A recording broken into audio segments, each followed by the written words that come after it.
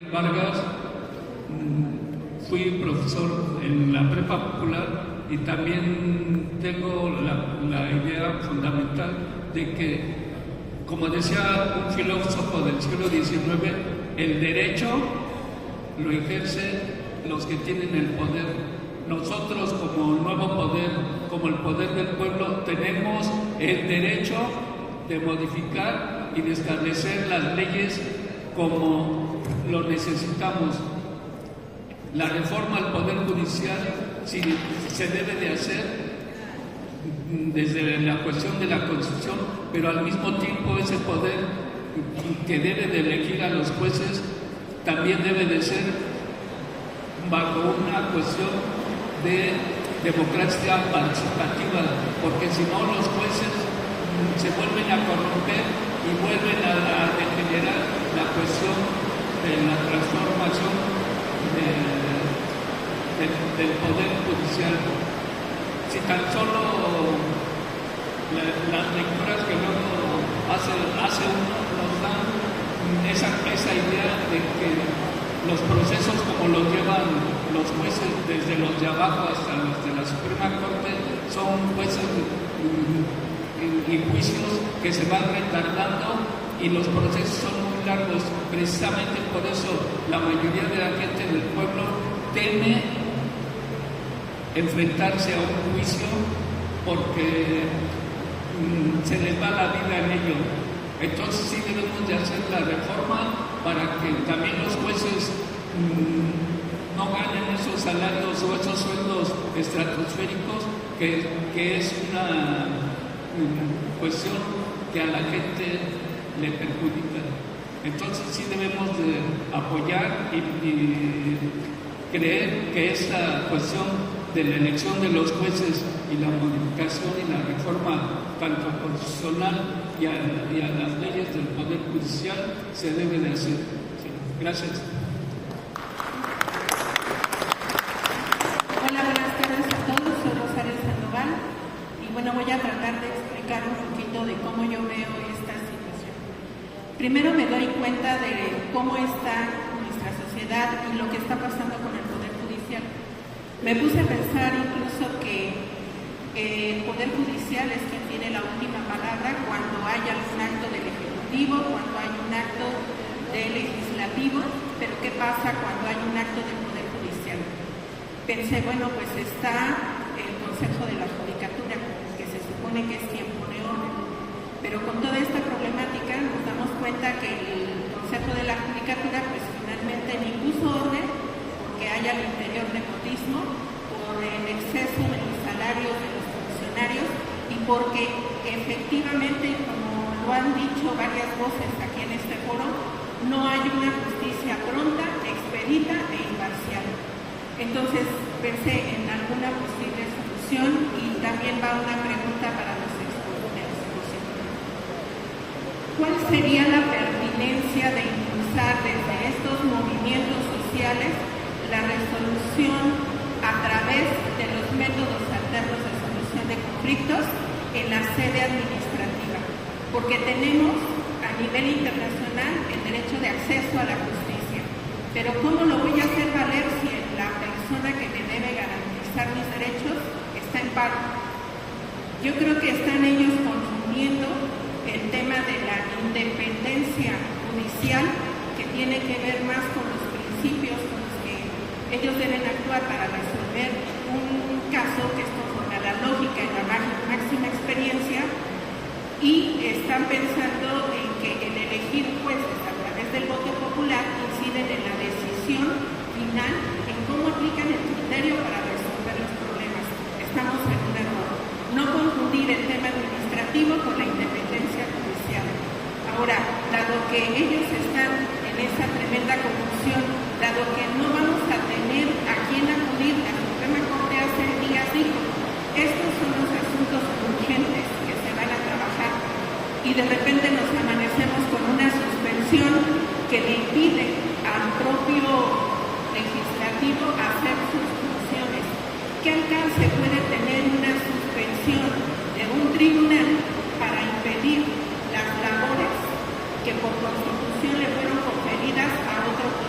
de veras tiene ese alcance.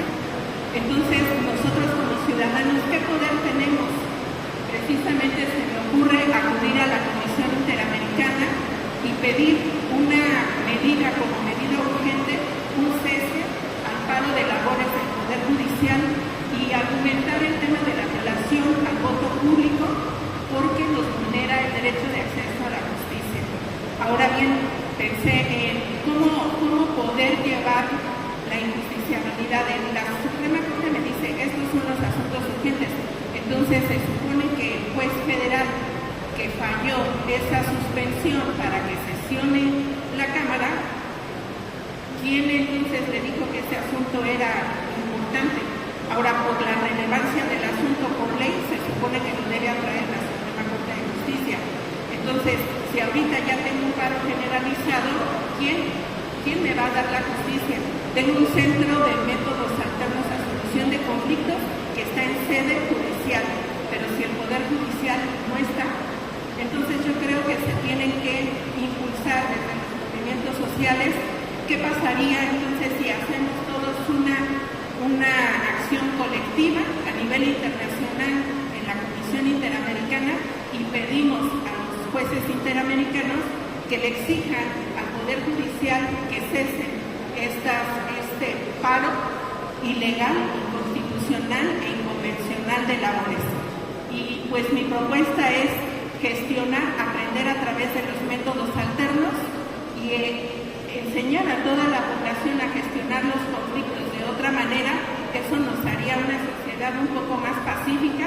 Creo que también despresurizaría la presión que tiene el Poder Judicial. Es algo así como si no hago lo que yo quiero, te quedas sin jueces. Pues, ¿qué crees? Que a lo mejor ni te necesito nada. Gracias. Buenas tardes. Yo soy Lupita Mendoza, soy abogada de Álvaro Obregón, de la Unidad de las Izquierdas, con el maestro Benito y con los compañeros en movimientos sociales en Álvaro Obregón. Bien, pues desgraciadamente nos estamos enfrentando esta situación y lo importante aquí es generar redes de conciencia y que podamos movilizar. Yo creo que quedarnos quietos no es suficiente, no es solamente un foro, hay que desdoblarnos, hay que multiplicarnos, hay que hacernos de esa gran red de apoyo que contamos con la Asociación Nacional de Abogados Democráticos, que contamos con varios compañeros que militan desde las izquierdas para poder generar acciones de concientización. Igualmente los profesores progresistas que se encuentran en las aulas, por el hecho de que en las universidades públicas hay otra visión distinta al ITAM, muy distinta al Ibero, y obviamente toda esta masa que se manifestó la semana pasada en contra de la reforma, pues son partícipes de la burguesía, del conservadurismo y de los colegios de Burgoa Orihuela o de Garrancay Rivas, y no son verdaderos estadistas los que se están generando en las aulas de las universidades públicas para que podamos entender lo que es este artículo 39 y la teoría general del Estado, donde tenemos al pueblo, al poder gobernante en un territorio. Entonces yo creo que es muy importante que nosotros podamos participar, desdoblarnos, multiplicarnos, hacer a través de movimientos sociales, tal vez alguna comisión de procuración de justicia o consejería jurídica, para que podamos, junto con las nuevas generaciones, hacer de las calles, de las aulas, el pueblo organizado, las nuevas generaciones de abogados con una conciencia social y con una visión de lo que es realmente un Estado, como nos lo dio a conocer el domingo pasado nuestro presidente. Y bueno, pues esa sería una de las como propuesta hacia movimientos sociales.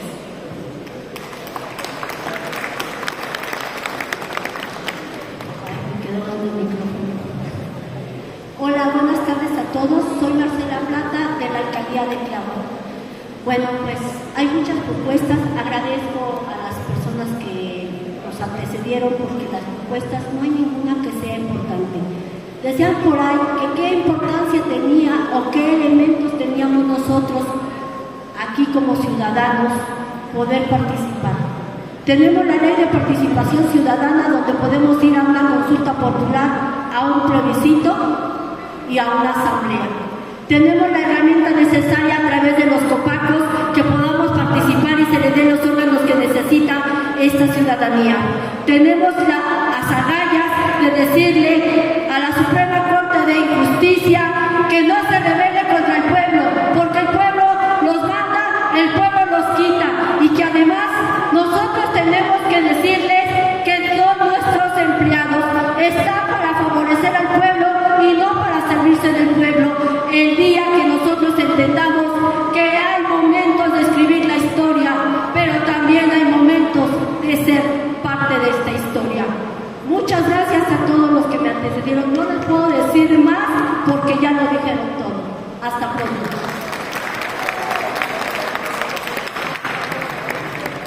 Buenas tardes, soy Fernando Jaramillo y gracias por su ilustración. Gracias a toda nuestra gente. Miren ustedes, yo distingo que Andrés Manuel vino a revivir al pueblo, compañeros. Era un pueblo agonizante el que teníamos. No nos podíamos expresar. Hoy me encanta que nos podamos expresar de esta manera. Ustedes inician el diálogo y continuamos nosotros, porque antes era que el pueblo no hablara. Bueno, perdón, la población. Porque nos quisieron reducir a ese término. Andrés Manuel vino a revivir al pueblo. Y yo quisiera tomar como muestra a la compañera que mencionó de Tacuba, la confusión que tenía. Fíjense, yo no he pensado, cuando yo era muy joven, había un conflicto jurídico y hablé con algunos abogados y decían, no, espérate, es que el juez, o sea, la justicia es una, pero no porque estés en juicio vas a lograr la justicia. Decían, pero entonces, ¿de qué se trata? Es que la legalidad es una y la justicia es otra. Y entonces él cree que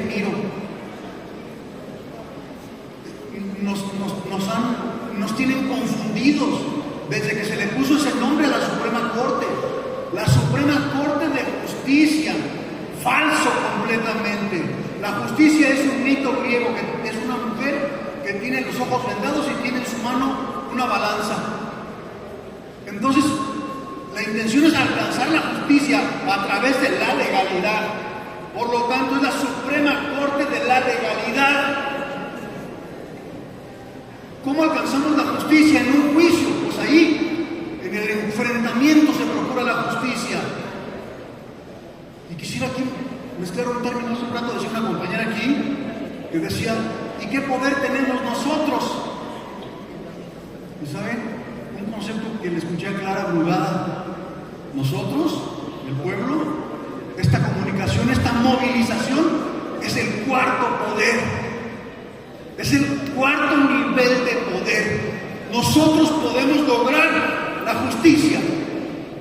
La Suprema Corte, de veras, haría la propuesta formal, que se le cambie el nombre. Eso no está bien, nos están queriendo confundir. Lo dijo muy bien la señora. Y todos los medios lo hacen.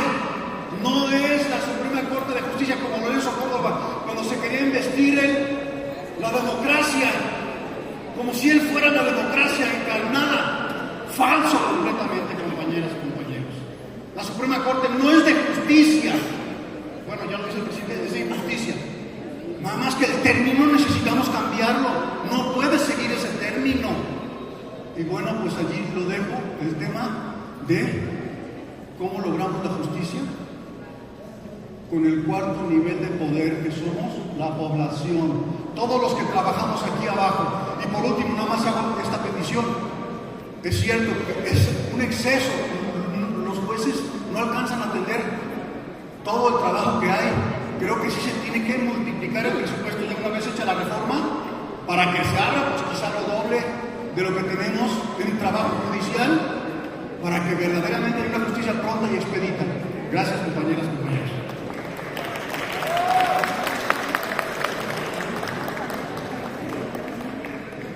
Gracias, buenas noches.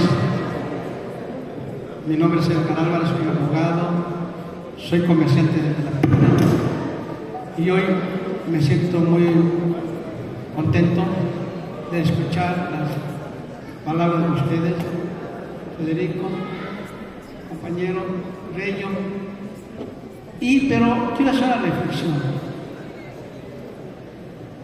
Creo que las palabras que ya se me antecedieron fueron muy elocuentes. No hay justicia, eso es una fantasía. Pero tampoco hay una Constitución de 1917. Fue reformada la Constitución de 1857. Nada más de artículos 3 y se aumentaron 8 artículos para quedar en lo que es actualmente 136, 128, 136, y fueron 3 fundamentales: el tercero, el 27 y el 136. Digo, esa es la esencia de la Constitución de 1917, que no es la del 17, es la del 57. Bueno, hecha esta aclaración, quiero decir lo siguiente: ¿cómo lograr que esta situación que se está planteando se lleve a cabo? Bueno, hay una experiencia importante en el mundo, en la Revolución Soviética, que fueron los trabajadores, los habitantes, las comunidades, las nacionalidades, las que se constituyeron en asambleas. Y esas asambleas llegaron a ser una gran asamblea que fue los soviets. Esos son los soviets, las asambleas de los trabajadores. Esa fue la que realmente tomó el poder, si muchos no lo han comprendido así. Entonces, es una quimera pensar que en aquel entonces el partido fue el que tomó el poder. No. Quien tomó el poder fue los trabajadores en esas asambleas que decidieron, es el momento. Claro, hubo una dirección, pero la gente fue la que tomó la iniciativa. Esa es la enseñanza que hoy en este país podemos retomar. Lo que dijo Jaime del 68, que muchos, pues estábamos muy jóvenes en esa época, ¿sí? Y que vivimos plenamente en los 70, hoy nos tenemos que decir, es un círculo vicioso lo que estamos viviendo. ¿Por qué? Porque elegir nada más a los jueces no va a resolver el problema, ya lo dijo Federico. Este es un paso, pero es un paso que tiene que ser un proceso y tenemos que ir más allá. Porque el problema es las leyes como se elaboran. ¿Quién las elabora? Pues el Poder Ejecutivo, el Legislativo, es el que trabaja unas leyes imperfectas, unas disposiciones imperfectas, y por lo que tenemos es esto que hoy que nos rige. Por eso no encontramos la justicia. Solamente los que litigamos en la experiencia nos damos cuenta de lo problemático, ¿no, Federico? Enfrentarse con los tribunales, con los magistrados, porque, ¿qué creen? Llega uno a un tribunal y un magistrado tiene un criterio y otro tiene otro, y llega uno con los juicios y bueno, es lo mismo. Y todo cuando empezamos con la materia, ya sea penal, administrativa, civil, bueno, si es en lo penal, el Ministerio Público. Ahí está uno de los grandes problemas que tenemos, que es el Poder Ejecutivo. Entonces, yo creo que el tema da para más. A mí me halaga que este tipo de eventos se estén llevando de esta manera, porque creo que es lo que nos va a servir. Hubiera sido interesante escuchar a Lenia Batres, que nos hubiera dicho cómo fue su praxis cuando fue directora jurídica de gobierno de la Cuauhtémoc. Hubiera sido interesante para realmente saber cómo una persona como ella llega a ser ministra de la Corte. Entonces, eso es lo que yo creo que tenemos que tener de experiencia y tenemos que sacar el coraje como sociedad. Gracias.